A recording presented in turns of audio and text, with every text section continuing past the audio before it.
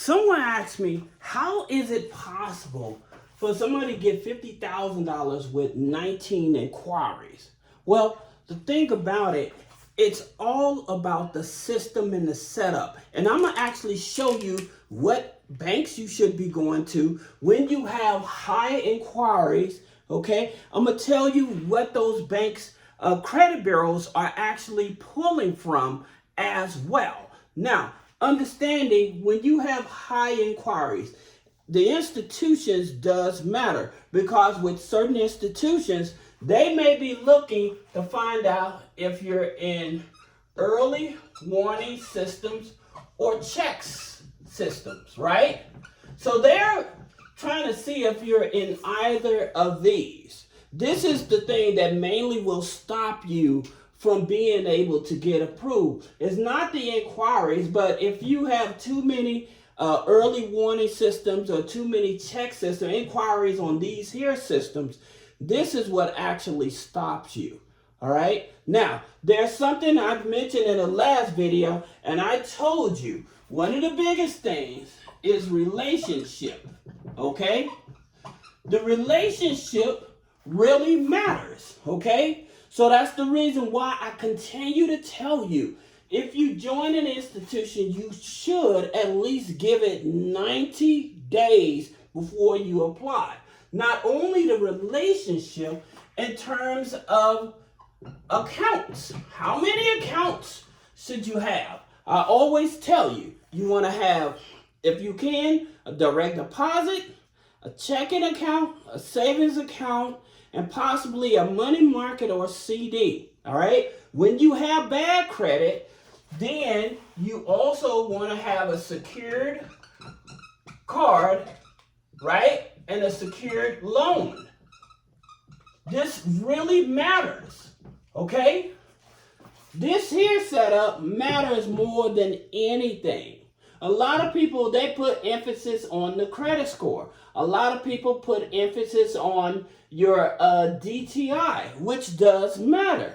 However, the relationship and the amount of accounts you have, that's what a lot of these credit unions, they look at, okay? And as well as the banks too. So talking about the credit unions, you have Hovia, right? So like with Hovia Credit Union, they will work with you when you have high inquiries, right? And they will pull Experian, and that's going to be excuse me. They don't pull Experian, they pull TransUnion. My apologies. TransUnion, okay? They use TransUnion 4, all right? So they're going to use TransUnion 4. That TransUnion 4, that's your credit card 4 scoring system. Okay, usually found around your mortgage score. I usually call it the mortgage score.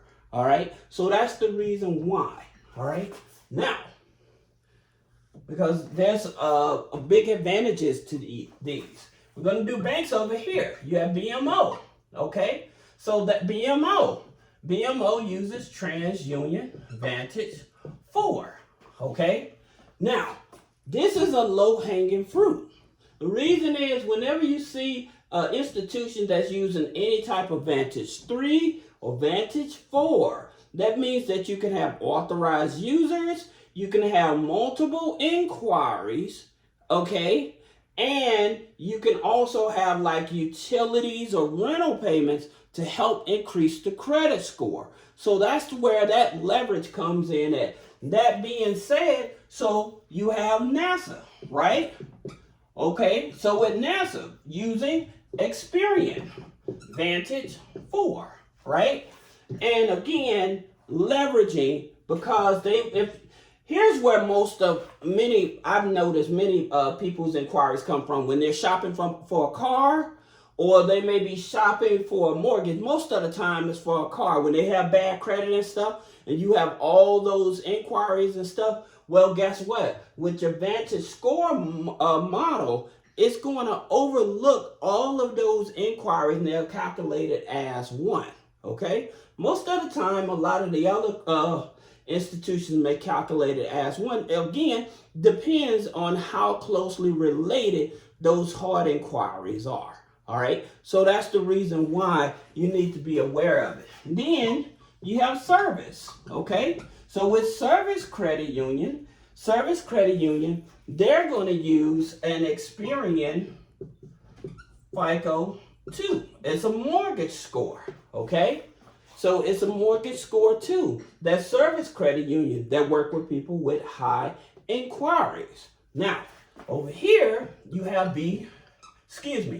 you have P and C, okay? P and C uses Experian FICO 9, all right? Again, focusing more on the relationship. So the relationship is what matters the most, all right? That's the reason I always tell you, I don't care if you have an 800 credit score. If you want higher limit credit cards, I would not suggest that you automatically apply for credit cards with an institution you don't have any relationship with, okay? You're going to put yourself in a bad situation, all right?